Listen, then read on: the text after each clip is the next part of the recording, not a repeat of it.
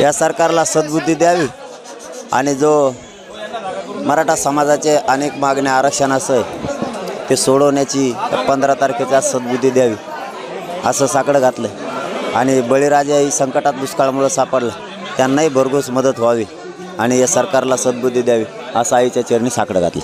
छत्रपती शिवाजी महाराज की जय.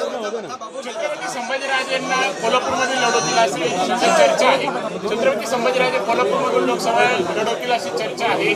महाविकास आघाडीला पाठिंबा दिला असं की म्हटलं नाही, मी दोनही राजगादींचा खूप आदर करतो, त्यामुळं राजकीय भाषे मी त्यांच्याबद्दलचं करणार नाही. निसर्ग सौंदर्याने नटलेला हा गड बघून तुम्हाला काय वाटलं दादा पहिल्यांदा पाहिलं? या मातेच्या गडावरती, या पवित्र गडावरती पाय ठेवला, एक प्रचंड अशी ऊर्जा मिळाली आणि काय शब्दच नाही असं की अप्रतिम आणि आईची ऊर्जा आणि आशीर्वाद मिळाला. आता आणखी ताकदीने आम्ही लढणार, आणखी ताकदीने लढणार आणि जनतेला न्याय मिळवून देणार.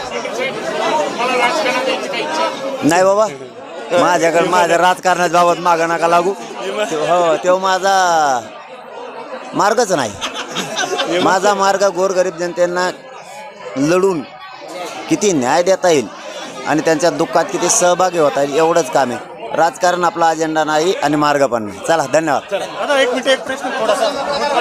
भुजबळांचा हा जिल्हा असलेला क्षेत्र आहे, तुम्हाला काय वाटलं?